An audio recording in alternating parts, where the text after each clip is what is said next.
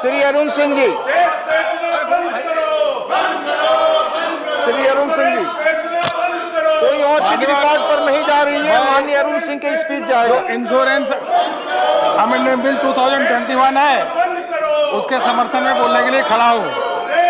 हम सभी का लक्ष्य है कि जो देश के गरीब हैं उनको भी सुरक्षा कवच दिया जाए, जो देश के किसान हैं उनको भी सुरक्षा कवच दिया जाए, वह बीमा के माध्यम से दिया जा सकता है। लेकिन दुर्भाग्य है कि 6 दशक से अधिक 60 साल से अधिक कांग्रेस ने इस देश में शासन किया, लेकिन न किसानों को सुरक्षा देने का काम किया किसी प्रकार का, न तो गरीबों को किसी भी प्रकार का सुरक्षा बीमा देने का काम इन्होंने नहीं किया। और तो और यह पहली बार नहीं हुआ है कि यह जो इंश्योरेंस एक्ट है इसमें अमेंडमेंट हुआ, यह लगातार समय समय पर होता रहा है।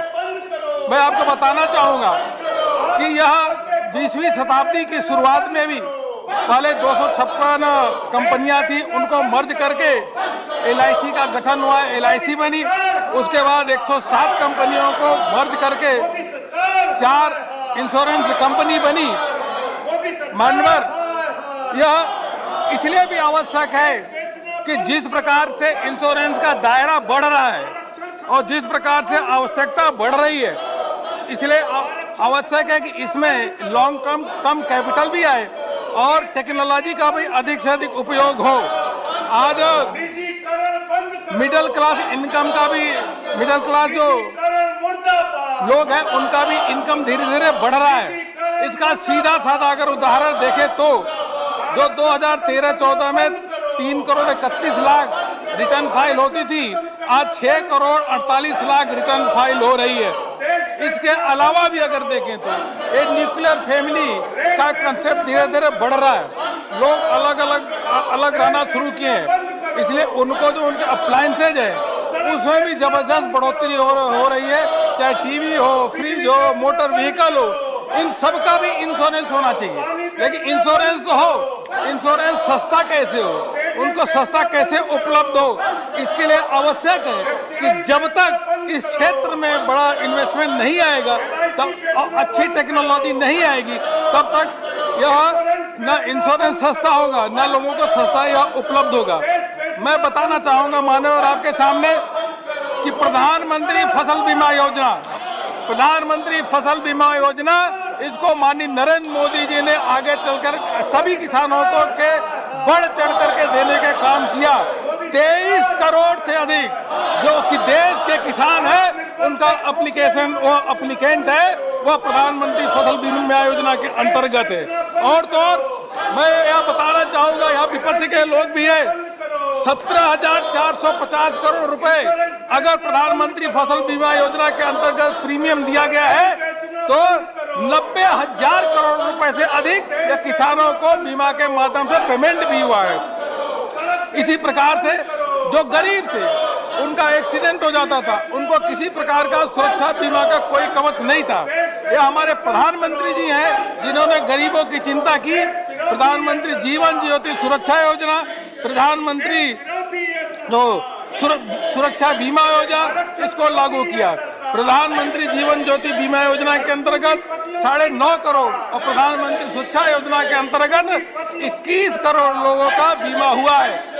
विपक्ष ने 60 साल इस देश पे राज किया, लेकिन इन्होंने न तो किसानों की चिंता की न गरीबों की चिंता की। अगर कोई इसकी चिंता किया है तो विश्व के सबसे लोकप्रिय नेता हमारे प्रधानमंत्री नरेंद्र मोदी जी ने किया है।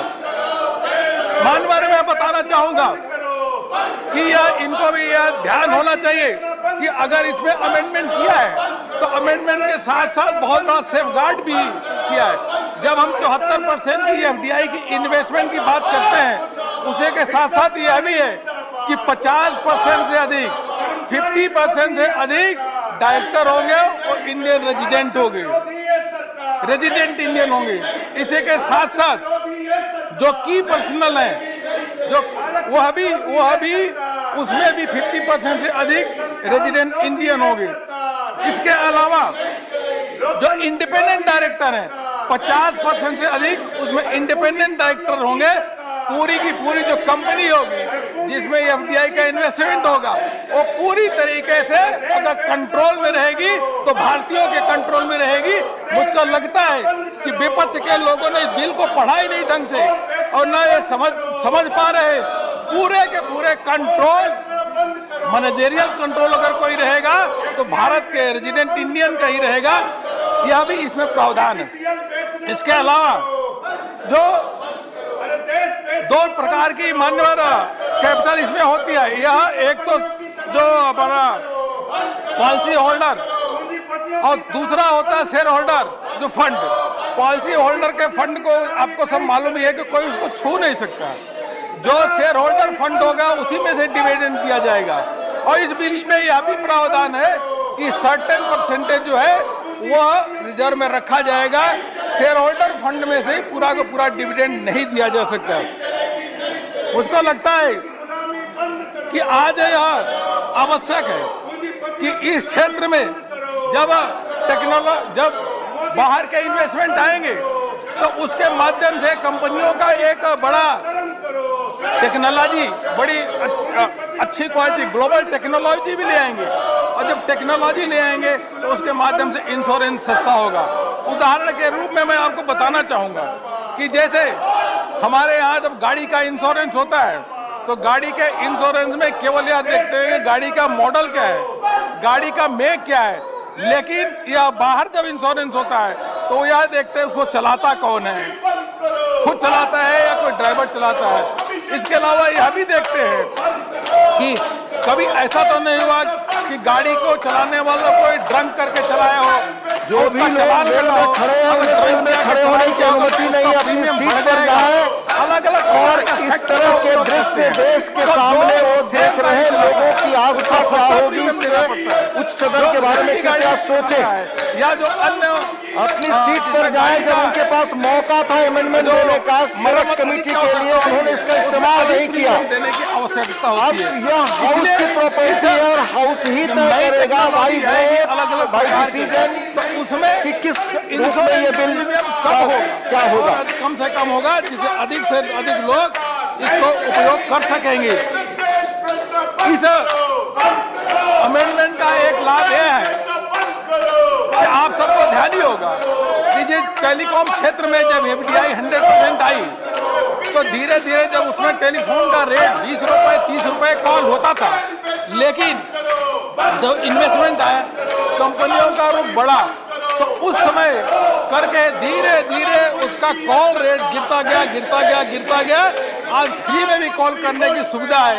अगर यह संभव हुआ है तो इसलिए संभव हुआ है क्योंकि बाहर की टेक्नोलॉजी भी आई, बाहर का इन्वेस्टमेंट भी आया और उसका लाभ आम कंज्यूमर को मिला है। यह मैं बताना चाहूँगा, इसलिए इसमें भी इस प्रकार से यह लाभ होगा। मैं बताना चाहूँगा मानव आपको कि आज लोगों को स्वास्थ्य कार्ड मिलना चाहिए, लोगों को स्वास्थ्य सुविधा मिलना चाहिए और सस्ते में स्वास्थ्य सुविधा ले। यह जो सामने विपक्ष है इतने साल भी लोगों को स्वास्थ्य सुविधा नहीं दे पाया। गरीब दम तोड़ देते थे लेकिन उनका इलाज नहीं होता था।